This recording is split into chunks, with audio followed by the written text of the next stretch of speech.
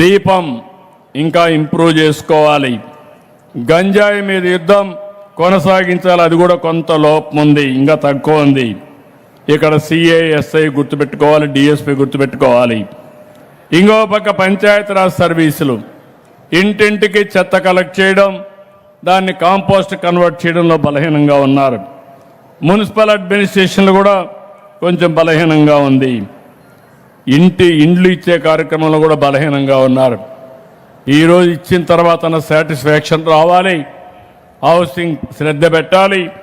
ఇల్లు ఇవ్వడం ఎంత ముఖ్యమో ఆ ఇల్లు కట్టే విధానం, వాళ్ళకు మెరుగైన వసతులు కల్పించే విధానం చాలా ముఖ్యమని చెప్పి కూడా నేను మీకు తెలియజేస్తున్నా.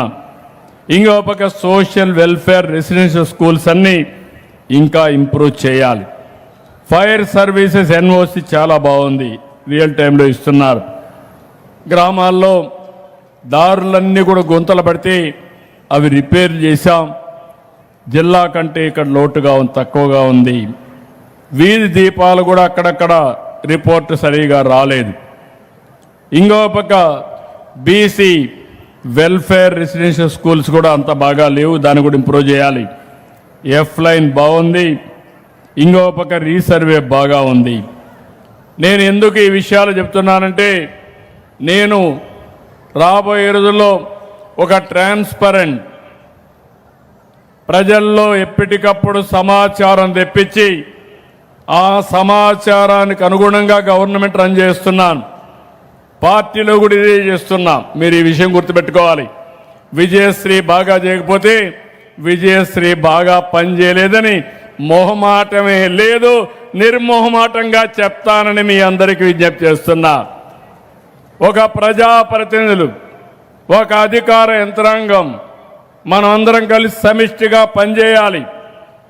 ప్రజలు మెచ్చే పాలన ఇవ్వాలి. అంతేగాని మన ఇష్ట ప్రకారం మనం పనిచేస్తే దానివల్ల నష్టం వస్తుంది. ఈరోజు ఇన్ని సంక్షేమ కార్యక్రమాలు ఇస్తున్నాం, కష్టాలున్నాయి, ఇబ్బందులున్నాయి. ఆ రోజు మీరందరూ కూడా ఒక నిర్ణయం చేశారు. ఆ నిర్ణయం ఎన్డీఏని గెలిపించాలని. ఆ నిర్ణయమే మన పాలిట సంజీవినిగా తయారైంది. కేంద్రం కూడా సహకరిస్తున్నారు.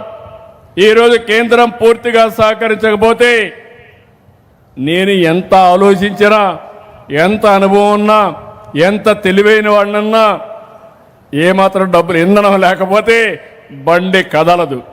ఈ విషయం మీరు గుర్తుపెట్టుకోవాల్సిన అవసరం ఉంది. ఆ రోజు మీరు ఒక విజ్ఞతతో చేశారు, ఒక నిర్ణయం చేశారు. 94% గెలిపించారు. ప్రతిపక్షానికి ప్రతిపక్ష హోదా లేకుండా చేశారు. ఇప్పుడు ఆయన వచ్చి నన్ను అడుగుతున్నాడు మాకు ప్రతిపక్ష హోదా ఇమ్మని. నేనెవరు ఇవ్వడానికి? ప్రజలు మెచ్చితే మీకు ఇస్తారు, రేపు కూడా ఓట్లేస్తారు. ఓట్లేయకపోతే మీరు కూడా ఎమ్మెల్యే గారు. ఆ విషయం గుర్తుపెట్టుకోవాల్సిన అవసరం ఉంది. ఏదో విధ్వంసం చేయడం, ఒకప్పుడు తీవ్రవాదులు ఉండేవాళ్ళు, అడవుల్లో ఉండేవాళ్ళు, ఇప్పుడు ఆ సమస్య కూడా పోయింది. బెదిరించేవాళ్ళు, బెదిరించి మనం కానీ వినకపోతే ఎప్పుడో రాత్రులు వచ్చి చంపేసి వెళ్ళిపోయేవాళ్ళు, కొట్టేసి వెళ్ళిపోయేవాళ్ళు, భయభ్రాంతులు చేసేవాళ్ళు, హిట్ అండ్ గో. నా పైన కూడా మీరు చూశారు. 2003లో మీరు చేసేది తప్పని చెప్పాను, ఇది ఆమోదయోగ్యం కాదని చెప్పాను. కడాన నా మీదనే 23 క్లేమోర్ మైన్లు బ్లాస్ట్ చేసి సాక్షాత్తు వెంకటేశ్వర స్వామి దిగొచ్చి నాకు ప్రాణభిక్ష పెట్టాడు. ఇది పునర్జన్మ తప్ప ఇంకోటి కాదు. అలాంటి వెంకటేశ్వర స్వామిని అప్రతిష్ఠ చేయాలని, అపచారం చేయాలని, అక్కడ కల్తీ నెయ్యి, కల్తీ వ్యవహారాలు ఒకటి కాదు, అడిగితే ఎదురుదాడి, ప్రతిరోజు దేవునికి అపచారం జరిగేట్టుగా ఎక్కడికక్కడ ప్రచారాలు చేయడం. నేను నమ్మిన దేవుడు, మా ఇంటి కులదైవం, నాకు ప్రాణభిక్ష పెట్టినటువంటి దేవుడికి అన్యాయం చేస్తే మాత్రం ఎవరిని వదిలిపెట్టనని మరొకసారి మీ అందరికీ హామీ ఇస్తున్నా. ఇలాంటివన్నీ చాలా జరుగుతున్నాయి. రాజకీయాల్లో ఉండే మనం గుర్తుపెట్టుకోవాల్సింది వీలైతే మంచి చేయాలి. చేతగా